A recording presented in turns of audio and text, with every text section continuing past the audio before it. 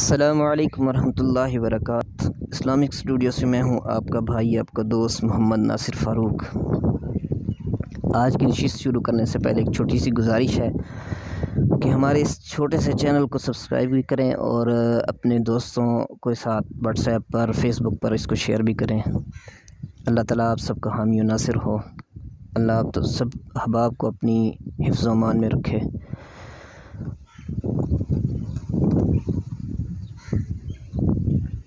ملزم ایک 15 سال کا بچہ تھا جسے عدالت کے اندر ایک چوری کرنے کے عوض پیش کیا گیا۔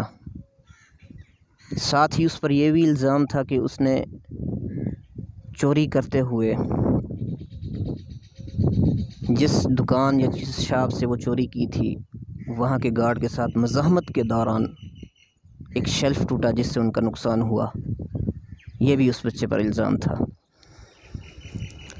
جج نے اس بچے سے پوچھا کہ کیا تم نے چوری کی؟ تو اس نے کہا جی ہاں میں نے کی۔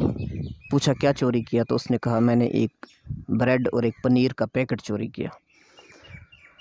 تو جج صاحب نے کہا کہ تم اسے خرید لیتے۔ اس نے کہا میرے پاس پیسے نہیں تھے۔ تو اس نے کہا اپنے گھر والوں سے لیتے پیسے۔ تو بچہ کہنے لگا کہ میرے گھر میں میری صرف ماں، اور وہ بھی بیماری کی حالت میں سوئی ہوئی گھر میں موجود ہے، اور میرا والد نہیں ہے۔ تو جج نے کہا کہ تم اپنی سوسائٹی والوں سے کسی سے مدد کی اپیل کر لیتے۔ تو اس نے کہا میں نے اپیل کی مگر کوئی میری مدد کرنے کو تیار نہیں تھا۔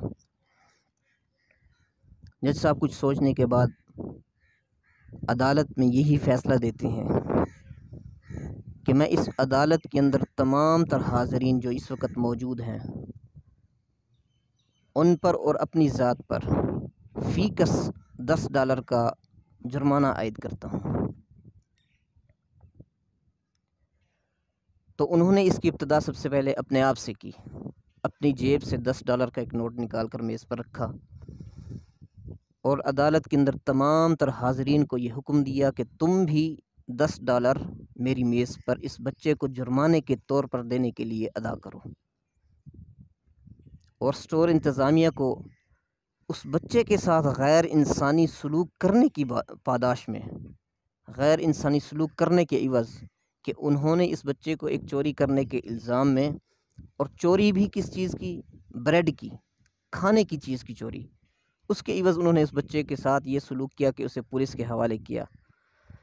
تو عدالت نے حکم دیا کہ اسٹور مالکان، اس کی انتظامیہ اس بچے کو جرمانے کے طور پر $1000 ادا کرے گی۔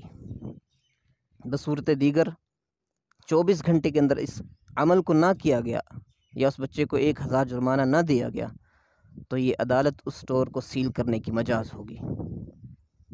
اور ساتھ ہی عدالت نے آخری یہ ریمارکس بھی دیے کہ اس بچے کے ساتھ پولیس اور اسٹور مالکان کی، اسٹور انتظامیہ کی طرف سے کیے جانے والے غیر انسانی سلوک کی پاداش میں یہ عدالت اس بچے سے معافی کی طلبگار ہے۔ یہ ہے ایک کفریہ معاشرہ، کفریہ معاشرہ۔ اور ہم یہ دیکھتے ہیں کہ عالم کفر کے معاشرے ایسے نہیں پھل پھول رہے، بلکہ انہوں نے اپنے معاشرے میں اپنے ہر فرد کو، ہر شہری کو ضروریات زندگی کی تمام تر آسائشیں اور سہولیات دینے کے ساتھ ساتھ جس چیز پر سب سے زیادہ زور دیا ہے، فوکس کیا ہے، وہ ہے عدل اور انصاف۔ افسوس کی بات یہ ہے کہ یہ طرۂ امتیاز تو اسلامی روایات کے اندر مسلمانوں کا تھا، اسلام نے اس پر زور دیا ہے، مگر بڑے ہی افسوس کے ساتھ یہ کہنا پڑ رہا ہے کہ اس پر عمل غیر مسلم کر رہے ہیں۔ اللہ تعالی ہم سب کو سوچنے، سمجھنے، علم و عمل کی توفیق عطا فرمائے۔ والسلام ورحمۃ اللہ۔